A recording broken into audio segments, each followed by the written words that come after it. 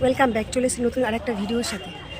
তো তোমরা অনেকদিনও আমার ভিডিও পাচ্ছ না, তো ভিডিও দেবো, আসলে ঠিক টাইম হয়ে উঠছে না, কাজের প্রেশারটা একটু বেশি আছে বলে ঠিক ভিডিও দেওয়ার টাইমটা হয়ে উঠছে না। তো তোমরা কেমন আছো আমাকে বলো, আর আমিও খুব ভালো আছি, আশা করি তোমরাও খুব ভালো আছো।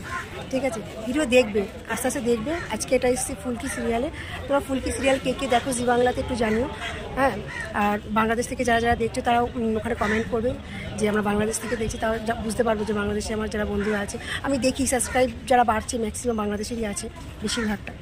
তো যাই হোক, তোমরা পাশে থাকো, এইভাবে পাশে থেকে সাবস্ক্রাইব করতে থাকো আর ভালোবাসা দিতে থাকো, তবে তো একটা জায়গায় গিয়ে একটা দিন দাঁড়াবো।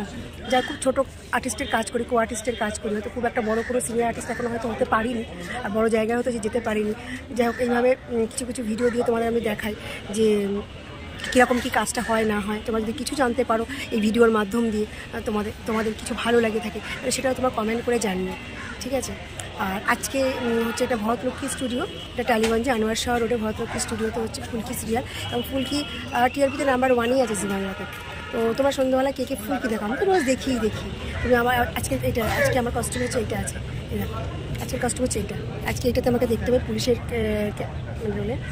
তো যাই হোক, দেখা হচ্ছে আবার আমি পরের সিনগুলো নিয়ে আসছি, কী আসছে না আসছে দেখছি, ঠিক আছে।